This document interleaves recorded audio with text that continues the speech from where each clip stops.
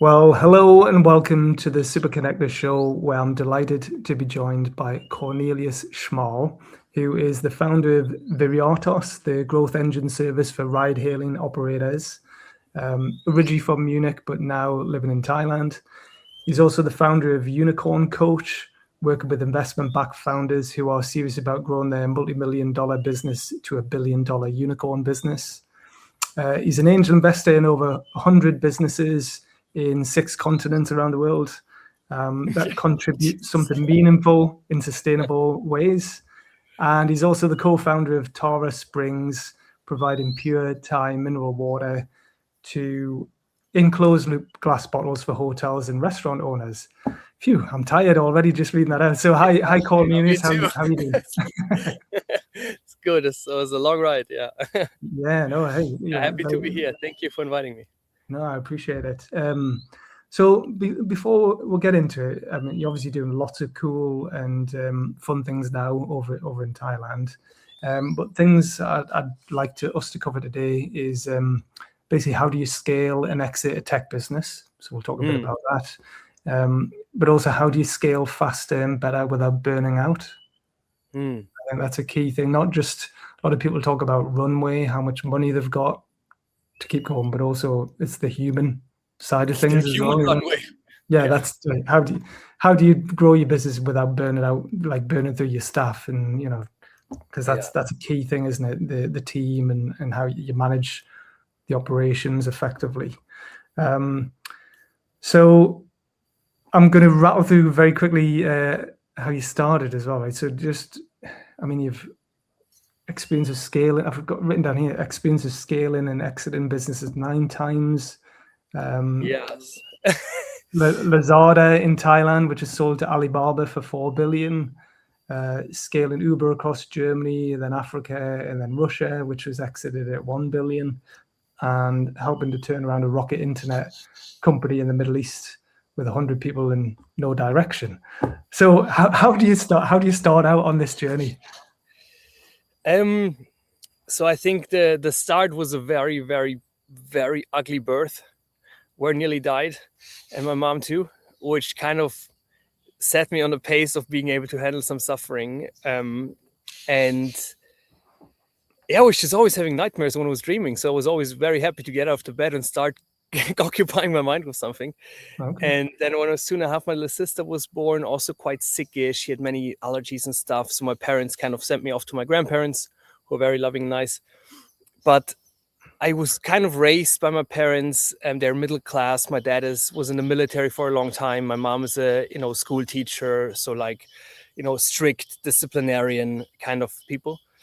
And I was just raised that if you don't perform well, you don't get love. So I was always very inspired, or in that sense, motivated to perform well. Wow. And I think that kind of damage, in a sense, had got me to get really good at acquiring skills to prove in some different ways that I'm worthy.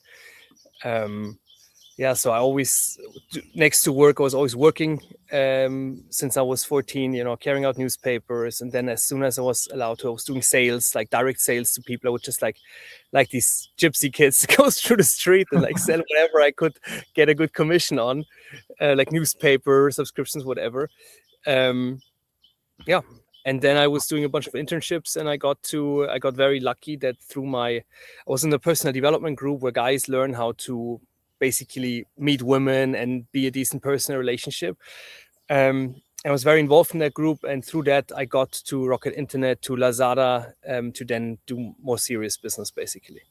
Wow. Okay. Right. There's a lot to unpack there. But I mean, we don't need to go into all of the details if you don't want to. But I mean, it clearly sounds like you're a high achiever. So were you a high achiever throughout school as well before you started work, or not? I was a high achiever until I was starting carrying out newspapers, because my parents always gave me if I had an A+, basically I got a lot of money. If I had an A, I got little money. If I had nothing, if I had less than an A, I got nothing. Right. So I just basically had straight A+ till I was able to carry out newspapers. Right. And then I did the calculation, like I have to take out newspapers or study for school all the time. And it was a super good return on investment to just not give a shit about school anymore and only do newspapers. Wow. So I went all in on carrying out newspapers and then waste the money on video games or other shit. But basically then my grades went from straight A+ to till I had to I repeated 12th grade. Because of my psychological stuff, I want get meeting women. This pickup was this pickup community. I don't know if you've heard of that. Like these guys who are picking up women. Google pickup artists, you will find a bunch of shit about it on the internet. And so I got really into that. My grades got really bad. I repeated the class, and I realized I don't want to study psychology, but business, because psychology is like my private life, but I don't want to do that as like my business, as my means of making money. So I got into business again, and then Wow. Okay. Just made us think, like, your name Cornelius is quite an unusual name. I don't know if it's a popular name in Germany, but no, only my mom. I think it's really popular with my mom. Yeah. Well, I was thinking, I just Googled before. It was like famous people with the name Cornelius, and there are some really famous, high achieving people with the name Cornelius. So I always think sometimes the name can influence how people see themselves or how other people see them. So do you think, did that have any bearing on yourself or how people saw you? I always had the weirdest name of everyone that I knew, basically. Right? Like everyone, I was raised in like Bavaria. Like this is, the German equivalent of Trump country in a certain way. This is like very conservative Catholic people. So everyone has a real,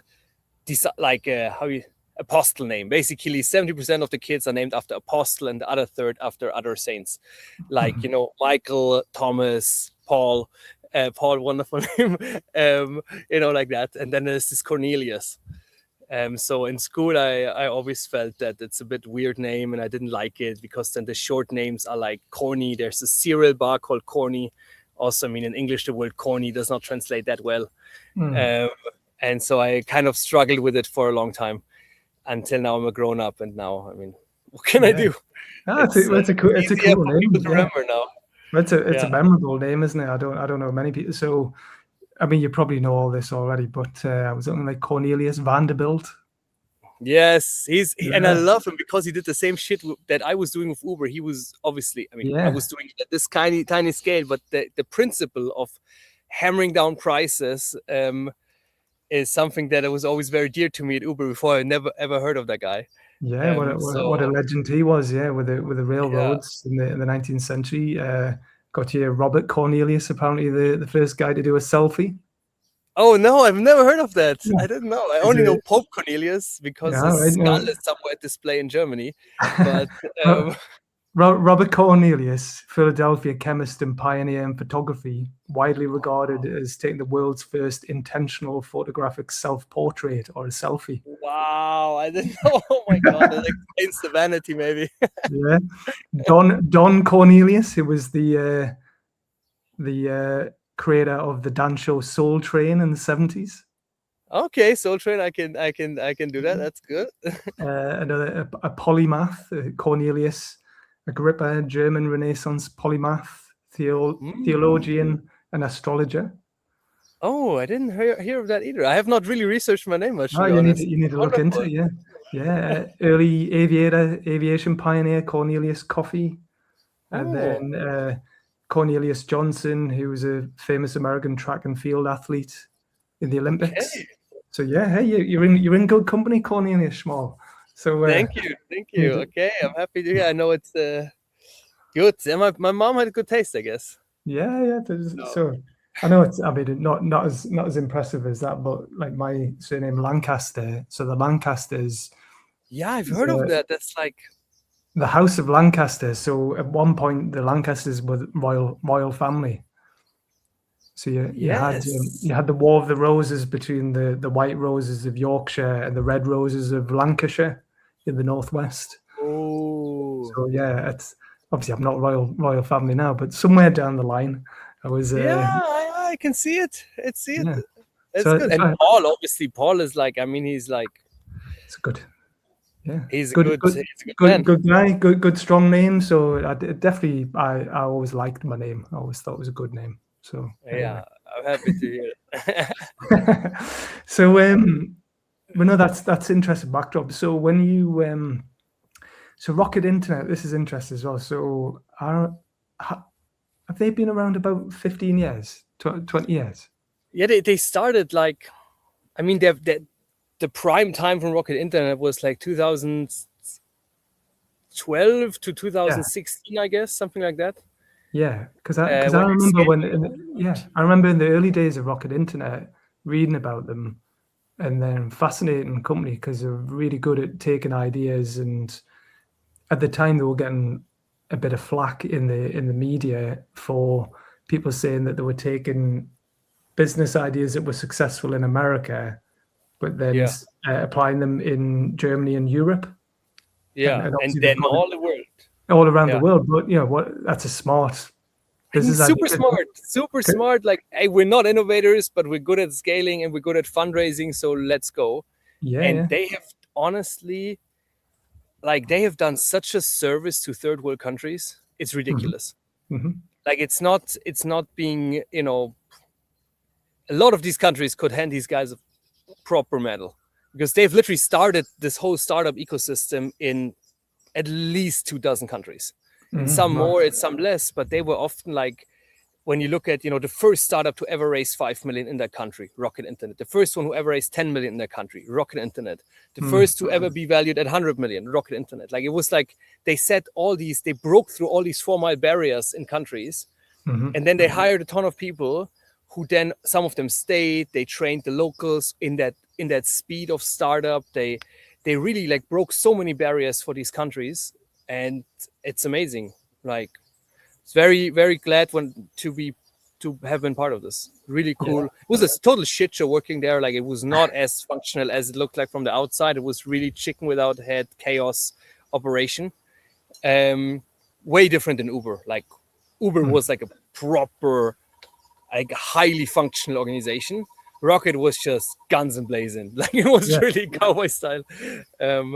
So yeah, but it was a good experience. Yeah, well, what an amazing company to learn in, though, because that's my take on it. Even when they were getting flack in the media, I was thinking, well, no, that's like because a lot of the American companies have no interest in operating in Germany or Europe. They just want to focus on America. So if these guys can, they're still doing it their own way, but they're taking some idea that might be popular in America and applying it in a local market. But that was their intention from the outside, wasn't it? To take ideas and scale them.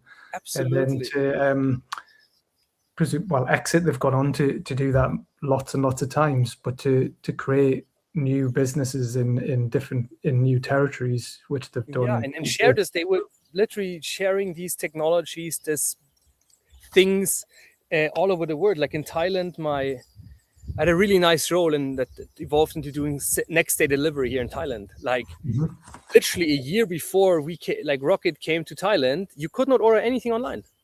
You couldn't order anything online. You had to go to the capital, to Bangkok, to buy stuff in one of the big markets, basically. And then within a year, 1.5 years later, you can literally order anything you can dream of, and it arrives at your home in 2 days, anywhere you are. If you're on an island, if you're in the mountains, in some valley, doesn't matter. In more or less the next day, you get your stuff, or a day later. A game changer for these people. They now have access to much cheaper goods from all over the country. It's just such a social equalizer.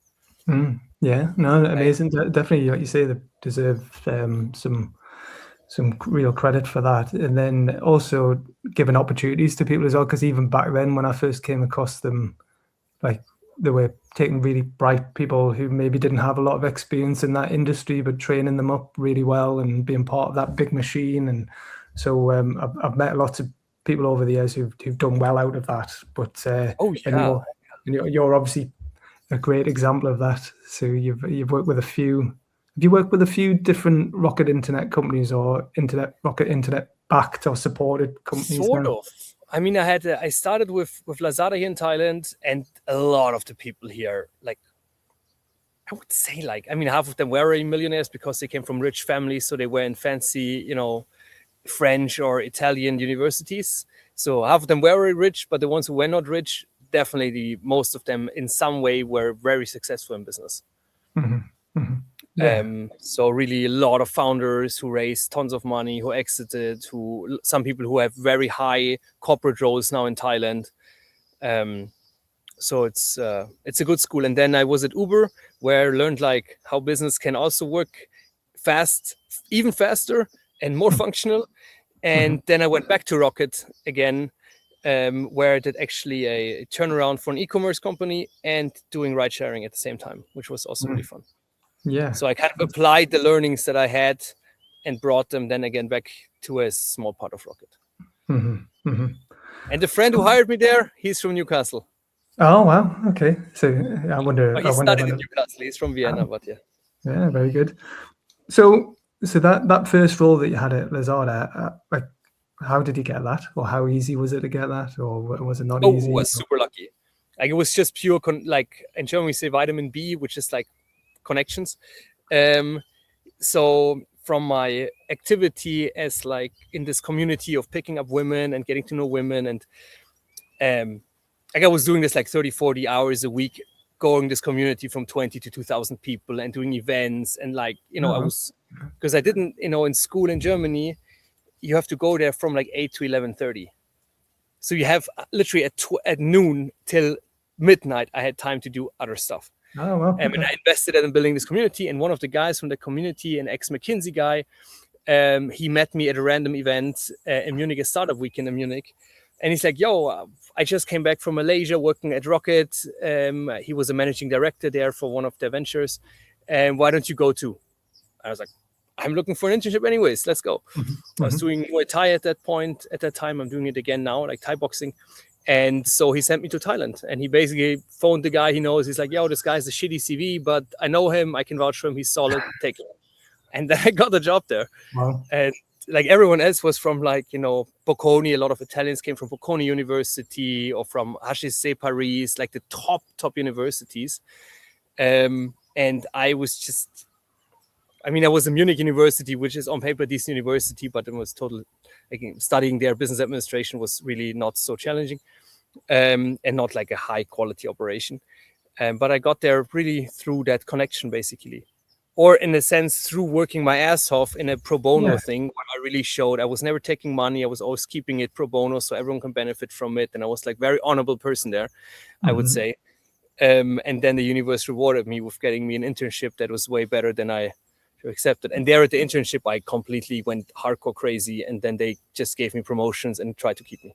Yeah, amazing. Well, it just shows, doesn't it, that if you find something that you people do notice, if you're obviously showing you're very entrepreneurial, even when you're talking about your paper rounds, all that sort of stuff. But as a kid, and then this community, this of events and network that you've grown, with presumably not a huge amount of resources around you, but you've created something out of nothing or scaled something. And we had no resources. It was all pro bono, right? It was for free. There was zero resources. Yeah, it's true. Yeah. So people seen that and they say, all right, okay, he's done it there, so you could probably do it with in a business environment as well. And I think people underestimate the importance of personal connections and networks and events. But I have to say, this networking stuff, I'm bad at networking. Really? Yeah. Right. And I just noticed it again. Yesterday I noticed it again. Because it's very hard to find events where there's not a bunch of suckers. I've been to so many events. Come to our events. Yeah, we don't have. Yeah, it sounds like proper, because I've been to so many events where you just have 70% of the people go there that just want to get something from other people. Yeah. And then you have 70% takers and 30% people who want to have a good time, who then end up being the givers in a sense. I mean, I don't know if you can say taker and giver, if that's kind of appropriate. I don't know. But that's why I'm doing less of that in terms of networking. But I've just always had people. Like if someone needs something and they're like, "Yo, Cornelius, can you help me with my shit?" Then I'm like, "Okay, let's jump on a call and see how I can help you." Yeah. Yeah, and I think that kind of net, and just I think I was just pretty hardcore at work. I was just always working very hard, and then and I had many flaws. Like I was always had a lot of light and a lot of shadow. Like I was working really hard and doing a lot of stuff right, but I would have huge blunders all the time. So, but then I had to fix it again, and I put more work in. But I was kind of with that, like people were like, okay, he works really hard. Like I think that's a key thing that people who referred me and moved me, or when I got poached, it's always like, yeah, this guy works like a dog. You have to control him because he can go a bit nuts if you let him off the leash too much. But if you keep him, my boss said you need blinders like for a racehorse. If he has good blinders on, he will do really well for you. Yeah. Yeah. No, I get that. I mean, I suppose it's like, I mean, I've had my own business for 10 years now, and I love what I do, right? I've always not struggled. I've always done okay, but I don't fit into the corporate machine. I find it difficult to just like, that's your job, just do that, don't do anything else. It's like, I just can't do that. You see the problems, you're like, guys, we need to do something about this. Exactly. Yeah. So my first job after university was working for this big Sage, huge FTSE 100 software company, one of the biggest in the UK, from Newcastle. It's enormous. Sage is from Newcastle. Yeah, from Newcastle. It's now in multinational. So the main office is still in Newcastle, right? So it's like huge success story. So when I did that I was doing tech support for them, and I enjoyed it, and a really good experience or whatever. But then I left and started getting graduate trainee web developer, taught myself basic web design, and got a job at British Airways in Newcastle. Realized very quickly I'm not a very good developer. I can do it, but my brain just doesn't work that way. I'm just too. So I moved more into marketing and content creation. That was the beginning of that. But I've moved into lots of different roles where it's been helping business owners, helping people start and grow businesses, and connecting and signposting and troubleshooting and funding and investment, but more helping them find funding and investment, or distributing funding and investment. But I went back to Sage 13 years later. Oh, how was that? It was really interesting because I'd sort of left as a sort of bottom of the ladder, sort of tech support, not a very important person. And then I went back 13 years later to help them. They had a startup within a corporate that they were struggling to grow. Because it sounds funny saying it now, but it was a SaaS startup within a desktop software company. So this is between, when was this? 2012 to 2015. It's hugely disruptive back then. It was just like Salesforce was just becoming a thing. Yeah. Well, back then, it's really interesting, right? Because you've got this huge company making loads of money, and they're in many ways were a cloud denier. They were like, they all were. Cloud was the enemy first. Like Oracle was like, the cloud is full of shit. Like. So they were like, well, why do we need to do this? We're making loads of money, and it's like, yeah, but you've got these like other businesses that don't have your all your baggage, who are just like eating away at your market share. Fully cloud accountancy software, scaling really, really quickly, and like you need to do something about that. But you had the people at the top who wanted us to go faster, and the people like the developers and the people in my team who could see this new world, but the middle managers didn't want to. It's always the middle management, because they would lose their jobs often, like or their identity or whatnot. Like it's the middle management is often the real struggle in that. Yeah, exactly. And probably on a weekly basis, we're in a battle with them, where it was like, look, this is working. This is what we've got to do. And they're like, no, that's not the way we do it around here. That's not the Sage way. It was like, yeah, but like it's working. We're making money and we're scaling, and they were just trying to trip us up and slow us down all the time. And, because you're competitors for them. Like this inner company politics are no joke. Yeah. Like even in startups, like honestly, this is why I'm doing less and less coaching now, and I'm starting my own thing again, because it's just like this politics driving me mad. I don't want to spend my time dealing with people's neuroses and egos all the time. Exactly. Yeah. But I did really enjoy that, because it was a challenge, because being a startup within a corporate, like loads of money, well funded. So if you could prove that it worked, eventually, if you fought hard enough, you could make it work. But it was like turning a battleship around. It was like, they weren't like this nippy speedboat that could just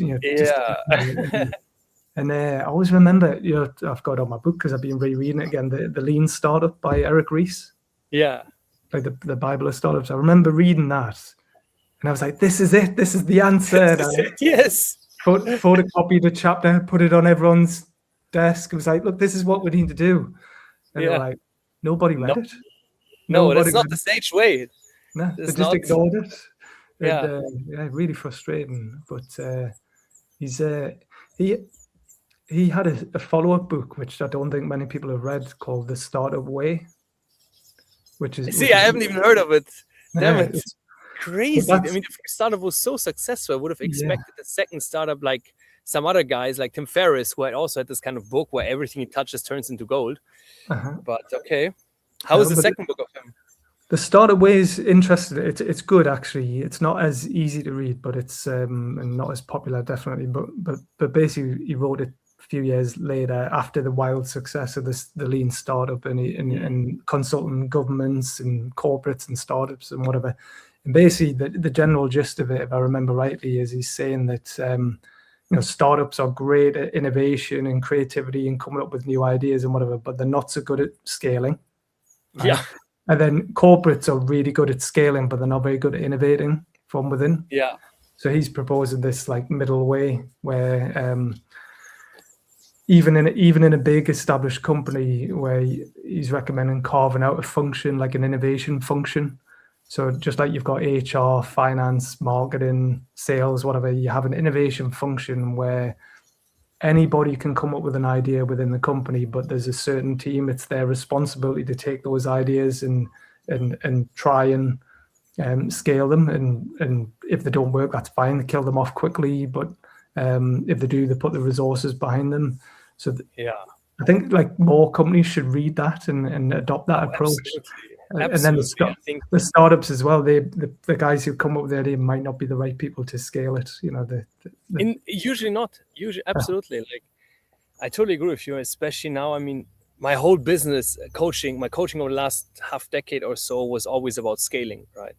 So my clients were always PhD founders, usually, or not always, but most of them PhD founders with some university spin-off, like brilliant ideas, brilliant people. Like they're the top of their field. Like, if someone is like a PhD at the ETH Zurich, he's like the best in that field, usually like top 5 in the world. And then they start a business. And then it's gonna be an ugly shit show if you're doing hardware on top of it. Like, I totally agree with you. It's such a different skill set. Like you need to really transform your total personality if you want to be excellent at inventing stuff and excellent at scaling stuff. Utterly different personality. Like you got to do the full Madonna reinvention, butterfly, phoenix, whatever you call the thing, as a founder, if you want to do both, I think, especially when you're highly technical. Yeah. No, you see that a lot with academics. Definitely, there's some that it probably happens everywhere, but there's particularly the northeast of England. There's all the universities in the region have sort of come together. They've got something called the Northern Accelerator, where they find like real brain boxes, like top of the field academics, and they're matching them up with business people who know how to scale businesses. So they're actually, it's quite unique. I think they're paying the business professionals like 25 grand a year or something to work alongside the academic to help them scale this business into something significant. And so the business person is not going to be a shareholder and full-time employee. Potentially, so there's the option of giving them shares in the company as well. but they pay them an amount of money to work alongside them for maybe 2-3 days a week, alongside other things that they're doing. But the idea to accelerate their growth. And the academic founder might not be the CEO, probably wouldn't be the CEO. Like the business person would be they might be chief innovation officer or something, but not necessarily the CEO or managing director. So it's a challenge finding the people that have the skills and are available to know how to do this. But maybe a challenge for the ego as well to get the academics to accept that they're not the right people to do this. Yeah, absolutely. And to see that running a business and scaling a business is a whole world of skills that you need to develop, and that they've gone really deep on one skill in whatever niche they are in, but they're literally lacking 10 different skills to run and scale a business. And that realization is very hard for them, because they have usually very high ego. They're very intellectual. They're very successful always. Whatever is done usually worked. So it's a tricky experience. And I've seen that fail a lot. Like, I've seen so many brilliant PhD founders who've literally everything they touched became gold. They did a university spin-off. They raised their first round of that university thing, usually really good round, like, 2 million, 3 million, 5 million, 10 million funding for like an idea, basically. And then 80% crash and burn, I would say. Have you heard of a brand called Gymshark? Gymshark, yes. Yeah, so that's a British gym, athletic, leisure wear brand. But the young founder, Ben Francis, so he grew that then, but he did a smart thing, and that he realized he wasn't the right person to lead the company. So he hired a CEO who had a lot more experience than him. So he's still the founder, a major shareholder. I think. It's much better life for every founder. Like, my biggest success is when I can get one of my clients to not be the CEO anymore. It's the best success for the business and for their private life. First of all, they're not getting fired anymore by the VCs because they put their body out of the, firing range. In German, it translates better. And then the business can grow. Like, it's really, this is like, I think this is often in coaching my biggest successes. The biggest successes is the ones where I got the founder to hire proper team, basically. Yeah.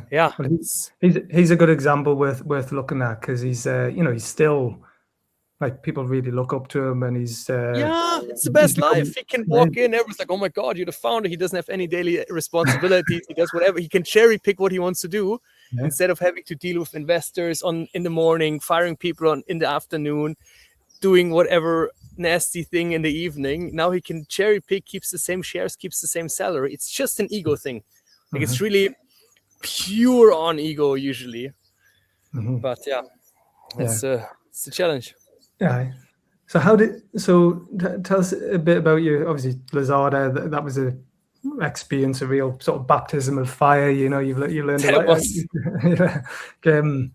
But then it was sold to Alibaba for $4 billion. Yeah, but I wasn't there anymore. It sounded like you got in at a good time when it was still. Yeah, but we didn't. I got in when we did 50 orders a day.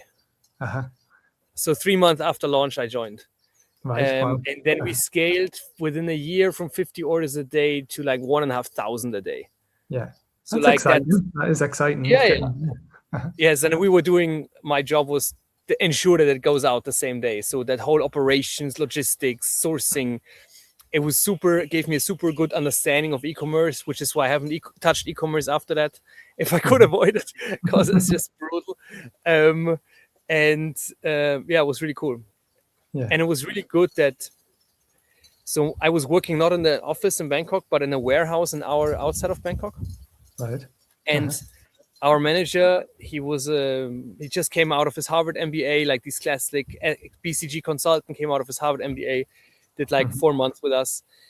And in that 4 months, he wanted to just knock it out of the park. And so he made us work we had 2 40-hour shifts we had to do, because the workers were in 40-hour shifts and we had to be there for both. So we started at 8 a.m. in the morning till 10 in the evening, 6 days a week. Wow. And that was an hour outside of Bangkok, right? So you leave in the morning at 7. The earliest you can possibly be home is at 11. Sure. if there's nothing else, right? And then we would often do shit after people leave, right?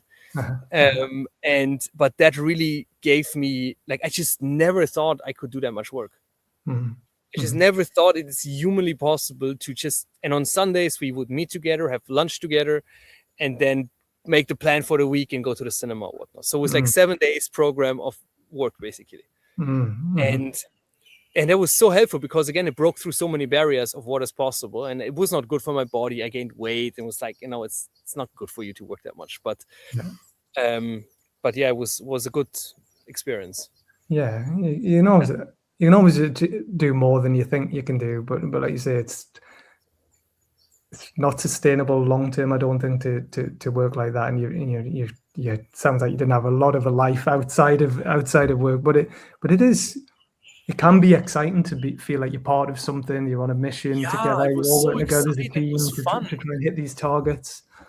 Absolutely. And we were a really tight team, right? We were like the 4 guys that were sent off to the warehouse. We were there alone, surrounded by like 50 or 70 Thais there.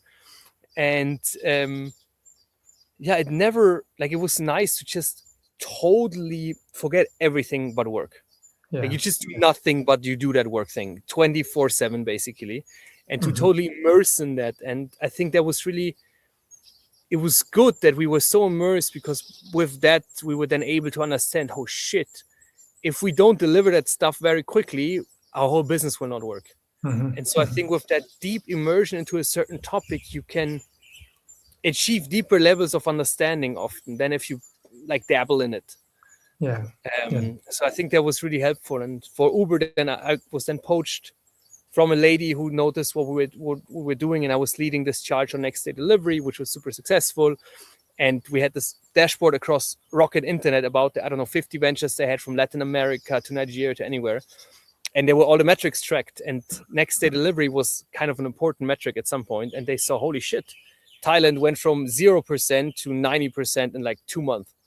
And they're like, what happened? And then they hired me to Uber, basically, through that. Wow. Despite not having a bachelor's degree yet. So I didn't finish my bachelor yet. I was still, in the middle of it. Awesome. But yeah, again, universe. Yeah. So you were in Thailand, but then you went back to Germany to work for Uber initially. Is that right? I had to finish my university degree because I promised my grandpa, who was like 90 something at that point, that I'm not going to just run off to Thailand and not finish my university degree. You never know what's going to happen in the future. And so I promised him, I said, I'm going to come back and finish my degree. And I could have then go back to Thailand, but then I got this opportunity in Munich, perfect timing in Munich for Uber. They just raised 250 million from Google, which was back then huge amount of money. And so I joined Uber there. Amazing. Yeah. So back then, trying to get the timing, so they were already big in the US, and were they already operating in the UK then? Maybe in London. Yeah, London was there. There was London, there was Paris, and then Berlin and Munich. Yeah, there was not much outside of the US yet. No. Like our whole EMEA team, there was Joe and 2 dudes in London and 1 girl in London and like 3 people in Paris. Like, it was tiny. Yeah. Tiny. Yeah. Awesome. I remember there's a guy that I met at Uber who was based up in Edinburgh at the time, and I remember going to he spoke at one of my big events, the startup Newcastle Startup Week event. But I met him in Edinburgh, and I was always quite impressed by Uber, that despite having lots of resources and scaling very quickly, that they would, I don't know what it was like over there, but they just rented out an office from a Regis, which is just like a space. So keep the costs really low. Just have a very small office. Offices. This whole office shenanigans that started 2015, that we got fancy offices, but when the first office I came to was like, you're gonna run the show at Uber, gonna launch, like, do the city, blah. In Thailand, I was actually I had a lot of power because I had a lot of control over the systems, and it was always huge teams, so I had like a proper, responsibility there. And then I went into this shitty rundown office building that they already started half tearing down the building, and we were subletting from a small unsuccessful semi-successful startup. We were subletting from them, and we had just one room and a tiny room where you could talk to a driver in private. Yeah. And it was next to the toilet, where all the people had to go next to the toilet, right? And we didn't even have our own toilet. Obviously, we shared the toilet with that startup. Yeah. And then they tore down that building, I don't know, 9 months later, something like that. So I think we don't even pay €1,000 rent in that place. Yeah. But that's a good, it was like 20 square meters. I don't know. Yeah. Well, that's a good lesson though, isn't it? Like about keeping control of your costs, like keeping your costs down when you're going through that startup scale up. Absolutely. Especially now. Like, I mean, I think the big learning for me is that like costs, like most markets, they're either Veblen goods or commodity businesses. I think now the longer I'm in business and the more I read and learn, I always thought there's so many things in between, but they're either you just sell to rich people or you sell to everyone, and then it's a commodity business where you have to where price is everything. And so that's why in this new business that I'm doing is trying to do that again in ride sharing, basically. Because I noticed now, I know how it works at Uber when I left, and it got just more kind of fancy after that. And like someone has to pay for this, and in the end, it's the customer paying for it. And I think now, when you said, there's the possibility to do more or less any software AI first. And I think that's exactly the thing with like young people now, that like you can do so much things for free, basically. Yeah. You do not need funding anymore for a lot of stuff, but that means you do not get funding for a lot of stuff. And so it really has impacted me quite a bit to see that hustle from Uber, and then how it went from that hustle of like, we had young people there. I was working like a dog at Uber. On the weekends, I had to do customer support myself. Like drivers had on my phone number calling me in the middle of the night, like, yo, my phone is empty. Can you give me a new iPhone? I was like, no, can you please come? No, I have whatever. Okay. Then he drives home to my parents' home where I was still staying at that point, or my apartment, and picks up another phone that I had there. Like stuff like this. Nobody does that anymore. Yeah. Right now, everyone gets like, instead of we got 50K salary, people now get 100K for the same kind of job, and they work 40 hours a week. And we were working 60, maybe 70, and got half the salary. Yeah. And that's just something's got to give, right? Yeah.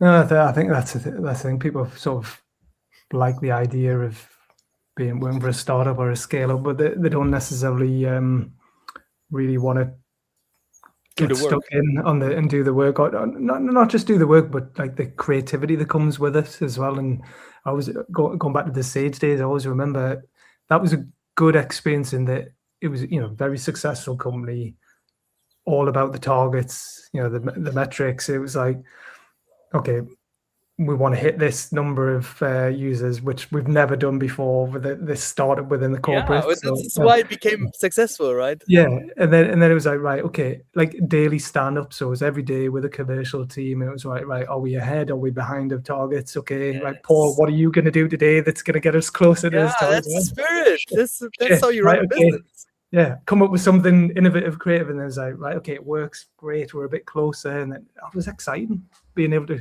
do that. Absolutely, but I think that's really like, and selling software to SMEs is really shitty business. Like I always have, when I think about Sage, I always have to think about Intuit, because the $1 trillion coach guy is from, he learned at Intuit, right? And my old manager in Africa and then Russia, he learned in Intuit first. And it's a shitty business selling to SMEs. And selling small, cheap software to SMEs is a really hard business. And so you need to run a really tight ship. And so I think that's really I always have to think about football. Like when I was a kid in Germany, I don't know how it's in UK, kind of everyone plays football. Like, or at least half the boys play football in the class, right? Huge in the Northeast, yeah, definitely. Yeah, it's like, it's the thing, what you do. And then there's like kind of tiers of how much you need to train to get higher. And some kids are very talented, but usually the higher you go in terms of the leagues that you play, the more you train, the more you work. And growing up in Munich, we had the kids who were in the youth of Bayern Munich or the other clubs. So like people who became national team players. And it's like, oh no shit, these guys, they train like twice a day. And other kids train twice a week. So maybe that's why they get better. And I think with business, it's the same thing. Like a business that grows to 10 million in 5 years has different habits than a company that grows to 10 million in 20 years. Or companies that now grow to 1 billion in 5 years. It's a whole different activity that is going on. If you see these companies work, you would not think these people are doing the same stuff. Yeah.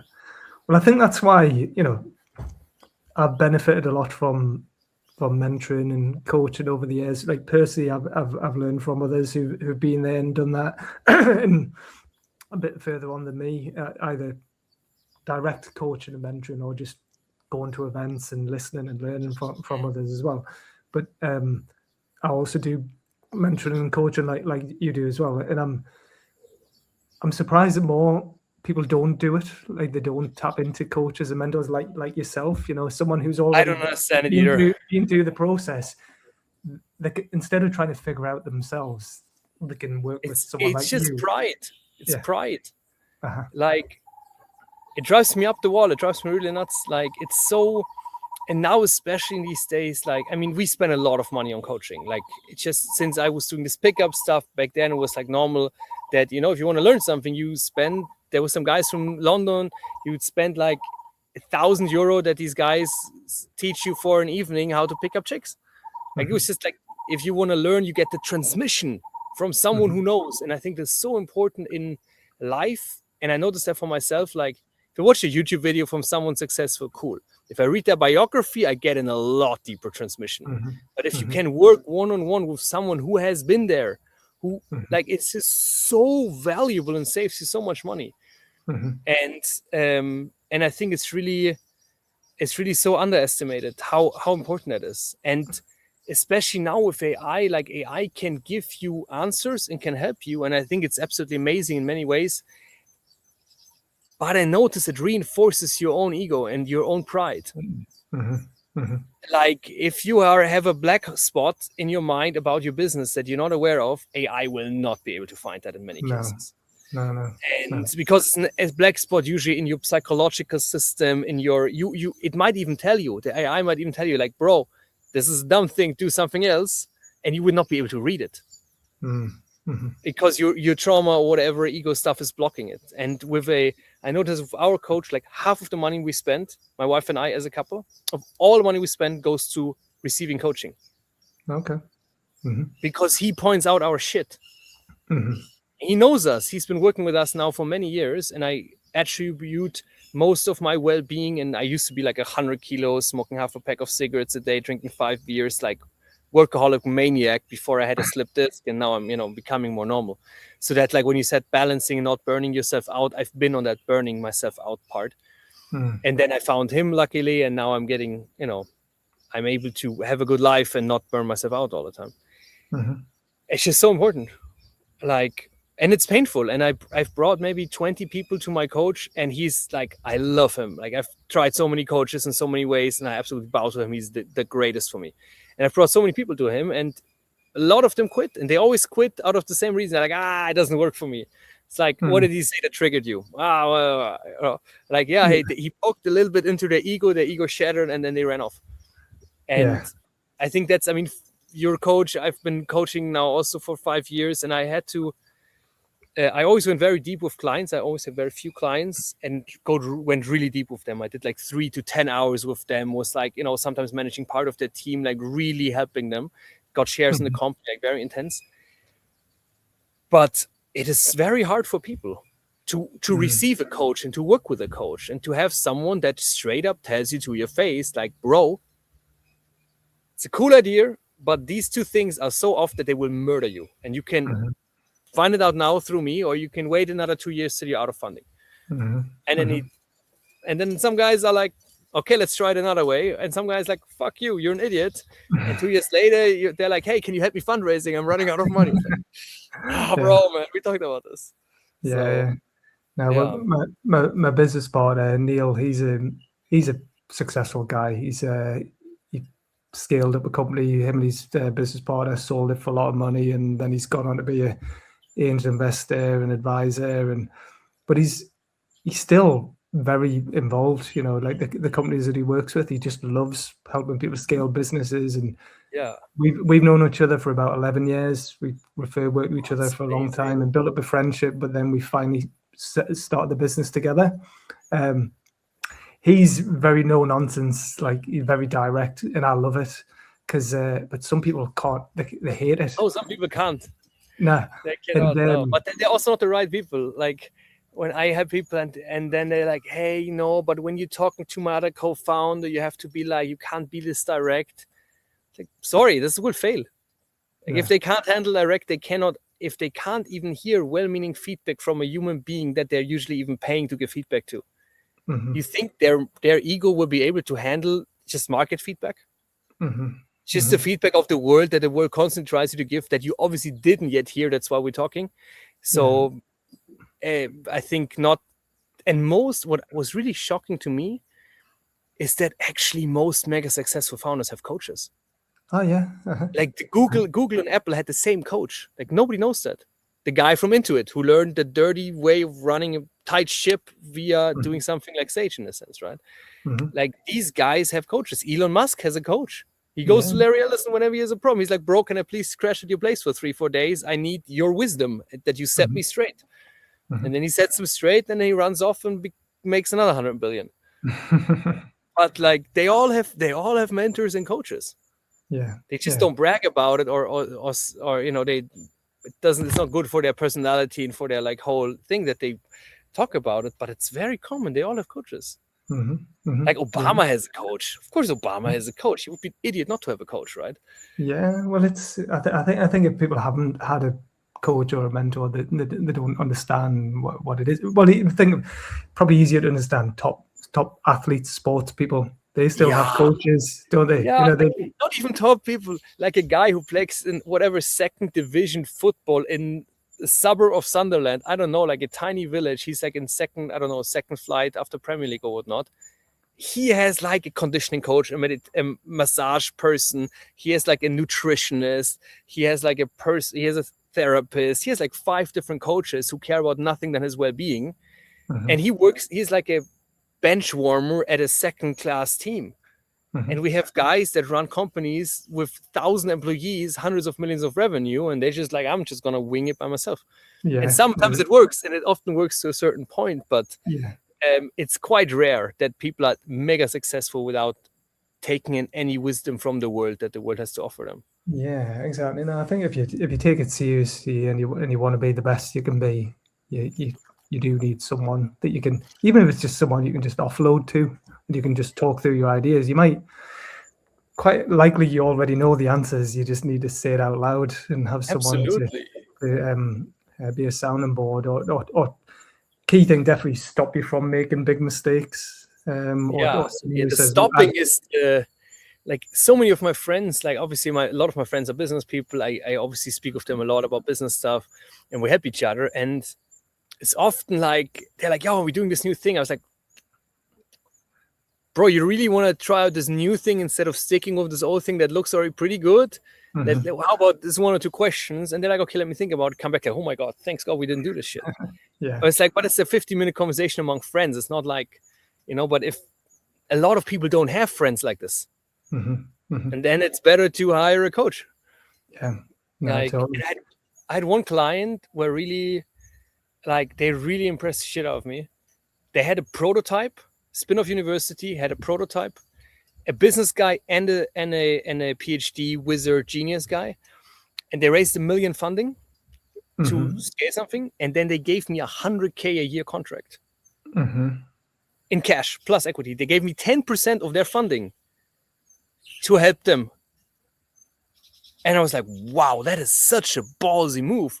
And they're like, "Well, bro, like we give you 100K in funding, but we're gonna use you to do fundraising for us, and then it's gonna all iron out." And I was so shocked that they were investing so much into a coach. And then, like, we raised like 10 million on uncapped SLAs before we even did a proper funding round. So and the guy was like, bro, see, it fucking works. He's like, I've never raised funding. You've raised a lot of funding, so that alone should pay off. And I was like, wow, he's just a smart engineer. He's just very, very smart. He's like, I don't have the skill. I need someone who has the skill. If it costs me a lot of money, he would bring me more money. Like hiring someone to help you fundraise is like the most no-brainer financial decision that one can make. So yeah.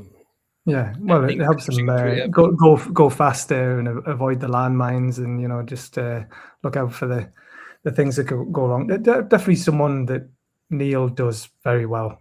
He's seen it all, and if either his own business or companies he's worked with, and he's raised every type of funding and investment as well. So yeah, if you get access to that kind of a resource, and often it's like not even that expensive. Like you should charge these people €1,000 an hour to just deal with them, like just given the value he brings into the world, right?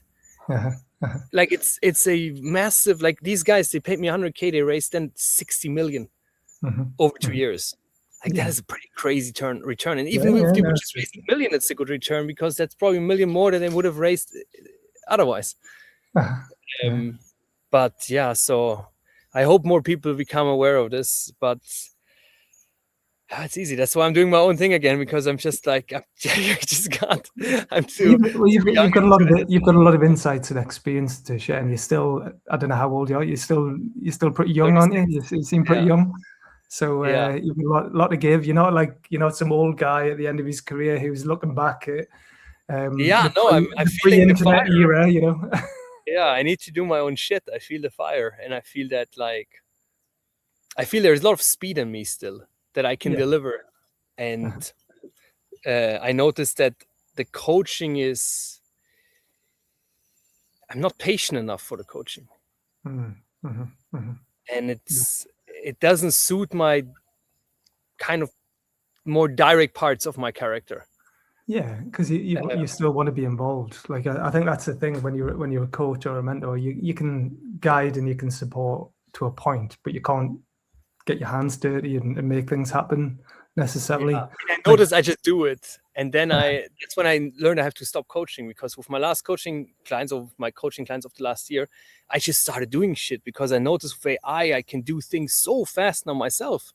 Then I realized, like, man, it takes me like 3-4 sessions of 60 minutes each to get the person to have the understanding that this might be necessary and so forth, and to get going on it.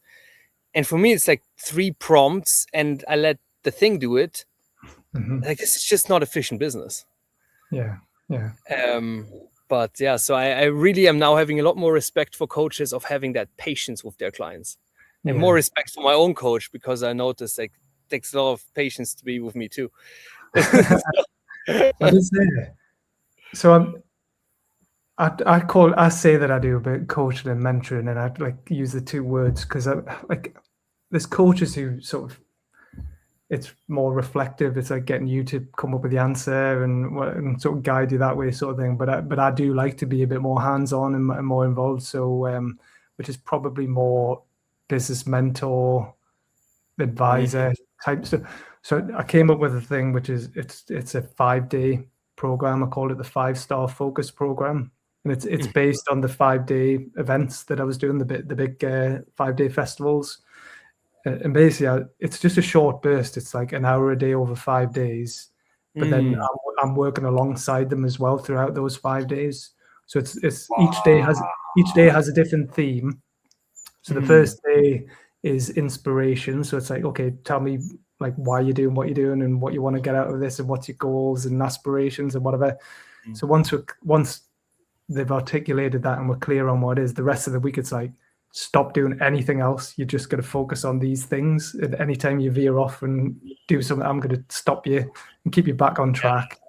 The next day is more getting started. So it's like, right, okay, you said you want to do this. Like, let's get shit done. Like, let's instigate some new things. And then the third day is funding and finance. So making sure they're on top of the finances and, they're chasing for money. A lot of people do the work but don't chase for the payment, or they're not in their accounts or finance, or they're not looking for funding or investment or whatever. Then the fourth day is growing and scaling. So sales, marketing, business development, personal development, anything that's going to help them grow the business. And then the final day, keep going or pivot, is, okay, what's worked, what hasn't worked, what you can do more of, what you can do less of.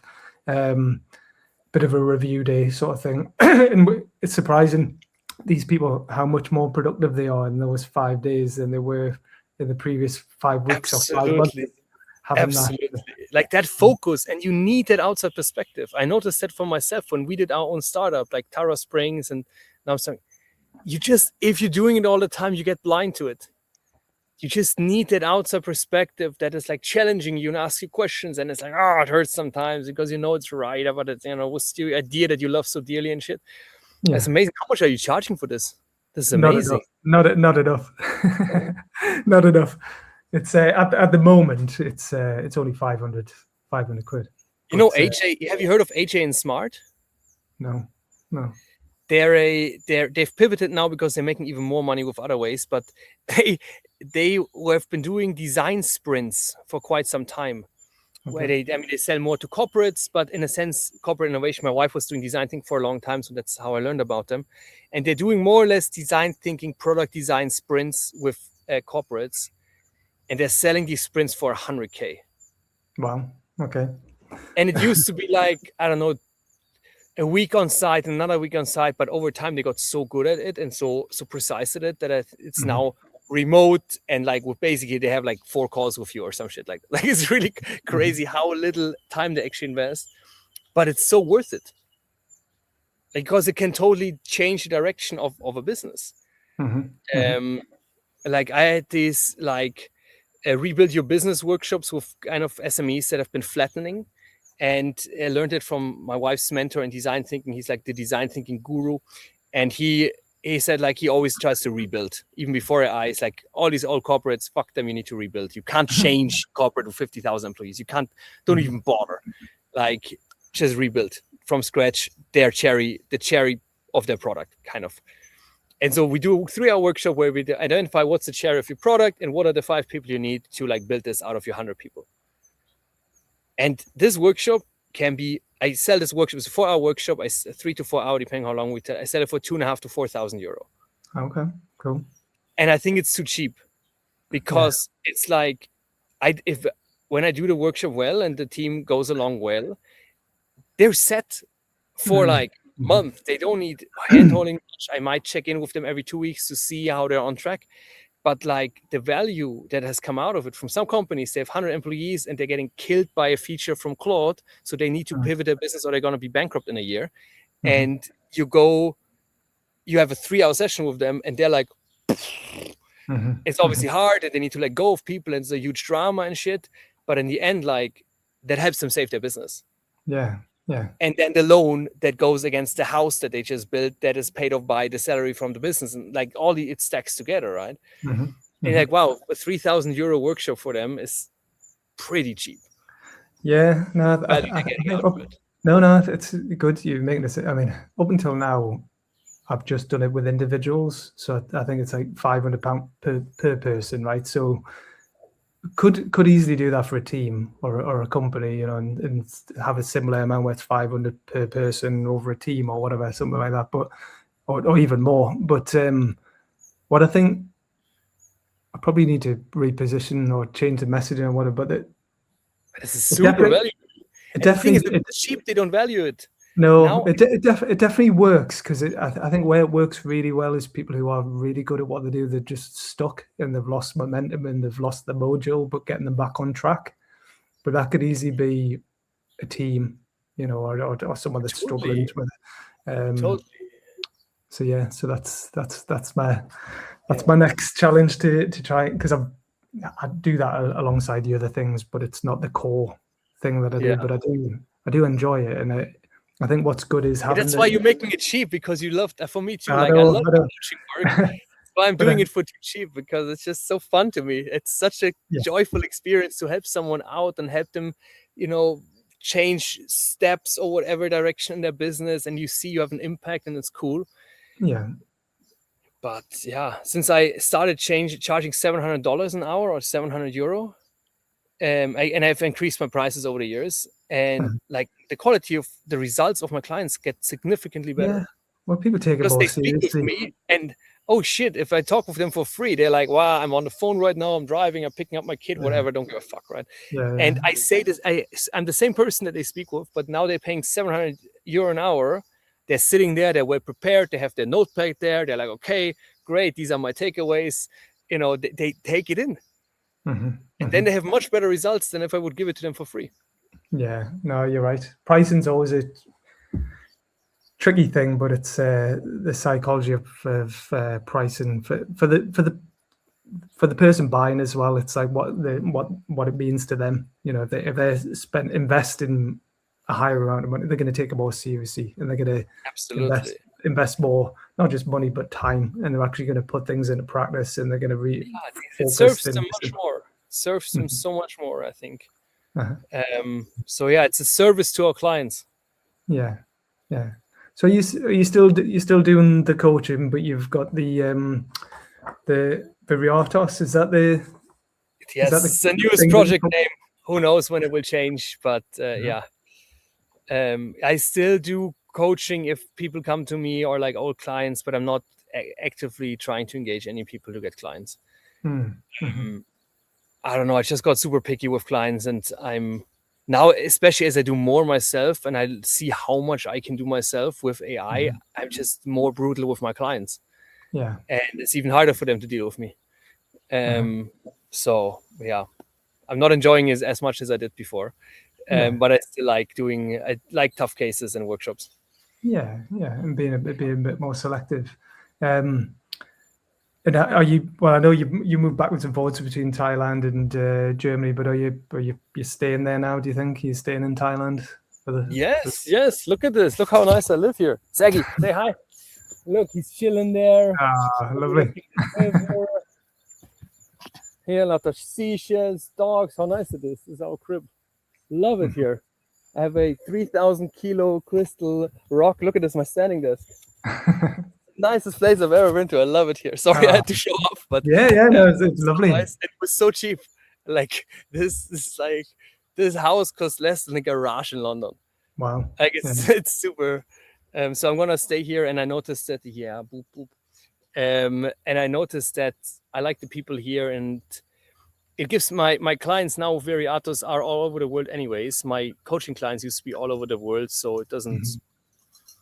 Plus, you don't have to pay super much taxes when you're here. So I can offer my service cheaper to clients. Yeah, it's really good. Yeah, well, it's a beautiful country, and as I said before, went live about 20 years ago when I was over there, and I did love the country and the culture and the people and the food and the environment and the weather is really awesome. But I'll have to send you a link. A couple of months ago, I did another one of these interviews with a guy. Have you heard of Yo Sushi? No, I just thought about sushi, but right. But yeah, Yo Sushi, wasn't that? No, it was not a cryptocurrency thing. There was not a sushi cryptocurrency thing. So Yo Sushi, I'm seeing if I can find it. So it was the first conveyor belt sushi restaurant in London. Ah, okay. Right. So this is in the 90s, right? So the guy that set up Simon Woodroffe, amazing guy. Like he had from quite a privileged background, but like struggled through school and didn't a bit of a dropout sort of thing. And then he became a theatre manager in London, Soho. Then he became a roadie, and then he became a stage designer. So he was working with people like Ozzy Osbourne and all these mega bands, and had a lot of success in the music industry. Then went into TV executive, successful, bit of a not a great personal life, just kind of, and then that was the tech of the 90s and 80s. That was TV, like, and music. That was the coolest stuff you could do. That was hardcore. Yeah. So he's great. I mean, he's got a biography that came out recently called Yo Man, okay, which is all about this. But he gets to a point where he's like, he wakes up one day, he's like, I'm not a millionaire yet. I'm successful, but I'm not a millionaire, and I wanted to be a millionaire. So what am I going to do to become a millionaire? So he comes up with the idea. So he talks to one of his mentors, who's a Japanese businessman, and says, you should set up a sushi restaurant in London. So he sets up the first sushi restaurant, conveyor belt restaurant, and because of his background in music and showbiz and whatever, he's very theatrical and basically puts robots into the restaurant. It makes a real just a real showbiz experience around the restaurant, and it becomes how that comes together. Stage designer, music, TV. When this person's he got these skills through his life that somehow magically prepared him to do this mad thing. Exactly. So he's a very charismatic guy, and he becomes like the restaurant that everyone wants to go to. All the celebrities and all the stars go. Anyway, he makes this company mega successful. Scales it up, and then what's really smart, he sells the company or sells a stake in the company for millions. So he's a millionaire now, right? Then he sold the rest of the company for even more money, right?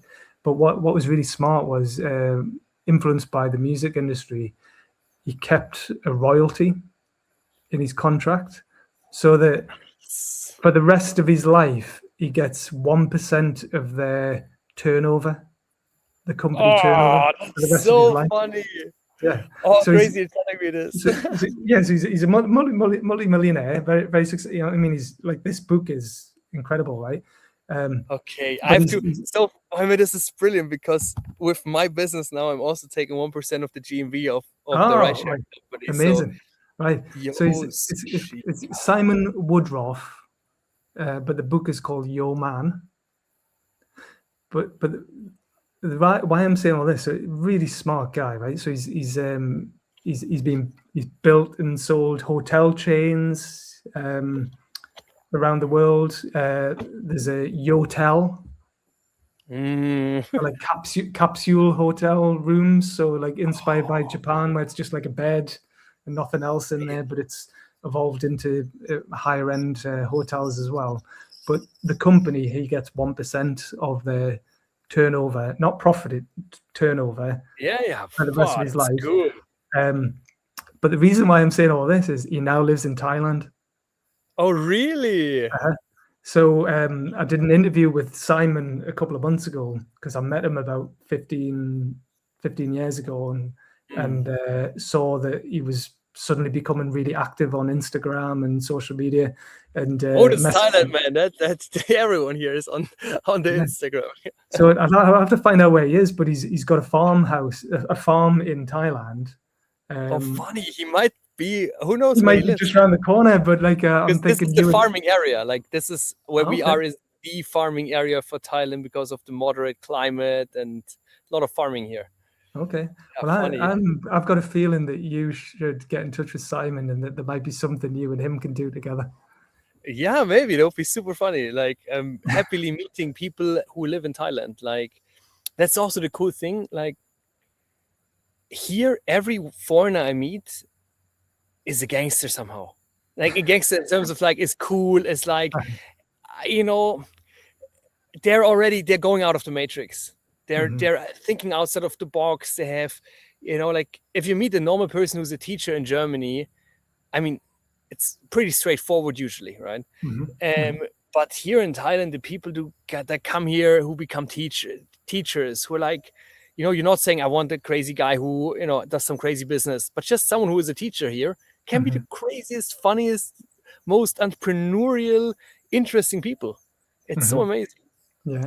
So I'm very happy to meet. Yeah, I'll send you his details, because but Simon, at the end of this book, it's a great book. It's because it's not just about his experience as an entrepreneur, but his philosophy about life and making things happen and everything. I think you'd really enjoy it. But I think you'd enjoy listening to the interview or the podcast, or just following him online, because he's sharing some great wisdom. But at the end of the book, he says, he has lived and worked all around the world, but he's now firmly of the opinion that Thailand is the best place in the world to live and work and run a business. And so, I think he would really like you, and I think you would really like him. Yeah, I'm very happy to hear. Yeah, for me too. I was in Africa. So our honeymoon was in South America. And whenever I like something, I look at real estate. So I like a place, and within 2 days, my wife and I are looking at real estate in that place. And so I've really scouted the whole, like every place in the world, basically, we've been to. And Thailand is just in German we say Preis-Leistung, like value for money and overall experience. There's some drawbacks and shit, but we just had an amazing chicken yesterday, a whole chicken for €2.50, for £2, a whole made chicken, like someone made us a chicken for £2, and it was delicious. I don't know which GMO they put in there, but it was a delicious chicken. Like you can live really cheap and you can have a really good time, and people here are so accepting. Like they have had LGBT, transgender, they have did this for 50 years, nobody gives a fuck. It's just normal that you go and there's a 1.95 girl with like a cute hair that talks like a dude, and you're like, hey, I don't know, €2.50. She's like €2.50.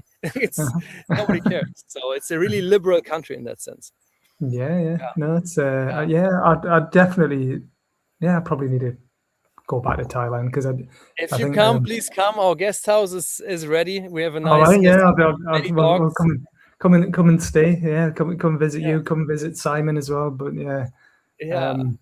So just conscious of time because I've really enjoyed this. I keep talking to you all day, I think. But what would you say? Have you got any? I mean, there's so much you could say, but what would you say are the common things that people struggle with, or that you would, if someone's in that, they've got a business, they're up and running, and they're trying to scale it, what do they need to focus on? I mean, usually sales and get a coach. Sales and get yeah. Like in most cases, people are usually scattered and they're not going hard enough on sales, on just cold outbound. Even guys who are fundraising, they spend twice as much time fundraising. They're just selling their stuff. And so I think like really selling, getting in front of clients and selling to them all the time, I think is super, super undervalued in most startups that I work with. And the founder has to get a coach. Like when you're stuck, why don't you ask someone that gets paid for unstucking people? Like, so I think freeze hiring and get a coach first, because they will change the hiring priorities in most cases. But I think sales and having a coach are probably the two best things you can do. Yeah, no, that's I think you're spot on there. Definitely the sales thing. You see it all the time. I see it all the time with particularly tech founders. They think the technology is going to sell itself. And no. I mean, no. Yeah, exactly. It's just like, no, sorry, this is not 2014 when you had a cool app and you can go viral or whatnot. But like this, now it's a grind, man. If you're selling a B2C product, it's horrendous. You need to be extremely good at meta ads. And if you're selling a B2B product, you need to be good at go-to-market and sell. You got to hit the phones. Yeah. My guys too, we're like, hey, how about this? Because I do OKRs with them. And often it's like, OKRs, how about the people just do the first thing in their job description, but an hour a day? And you think, well, of course we do that. It's no problem. Everyone does the thing that is the first thing in the job description of their role. Everyone already does. And you would look at it and you find nobody does the shit that is on their job description. Yeah. Nobody does. Sales guys do not do soliciting new dues outbound. Nobody does that. No. Like the guy in finance does not book the invoices all day. He does all other things. Like this kind of thing. Yeah, sales is essentially important. Yeah. And the founder has to lead. Like the founder can't be like, yo, my sales guy needs to do more. Like, no, you have to pick up the phone and harass people and get shut down 100 times. Yeah, exactly. And and even the companies often, it's the internal stuff that slows them down as well. But like too many meetings as well. And it's 70% internal people. Like it's so, because I did a company startup that was analyzing costs for SMEs to help them reduce their costs. Really shitty business, would not recommend it to anyone. But I saw hundreds of P&Ls of companies, of successful companies, not so successful companies. And all these successful companies have one thing in common, is that they don't waste money on people that don't produce results. And I like, you have a team of 100 people, they're doing whatever, manufacturing or whatnot, right?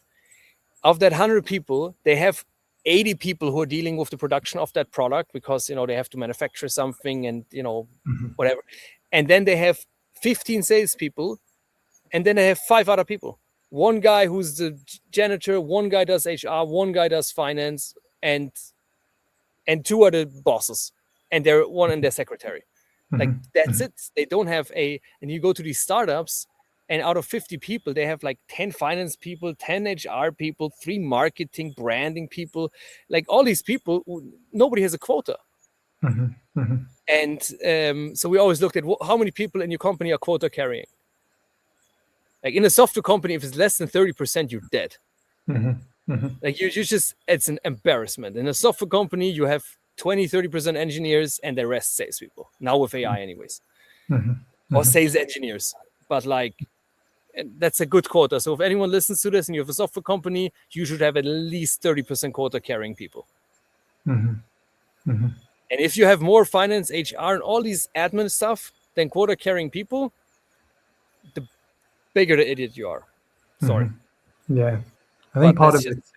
Yeah, no, that's good. Really, really good insight. I think it's some of it's a form of hiding, really. I think you can hire and add more layers to sort of look, so you feel like you're a bigger company than you are, or than you need to be. Absolutely. And everyone is lazy. Everyone's like, the HR is like, oh no, I need more people so I can hire more people. The finance, it's like, oh guys, you just have to work more.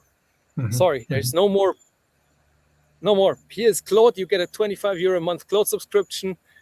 Let's go.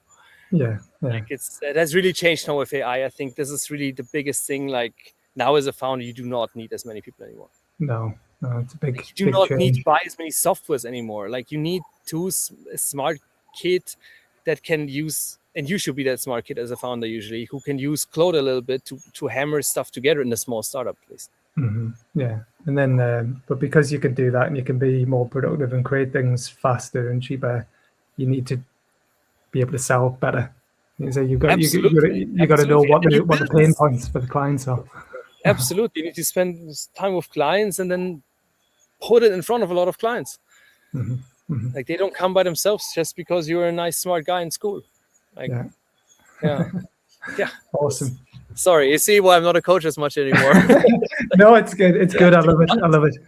So obviously on LinkedIn, you building your profile on here. What's the best? What do you want people to do off the back of this? Do you want people to follow you or connect with you or visit? I don't know. Get a coach.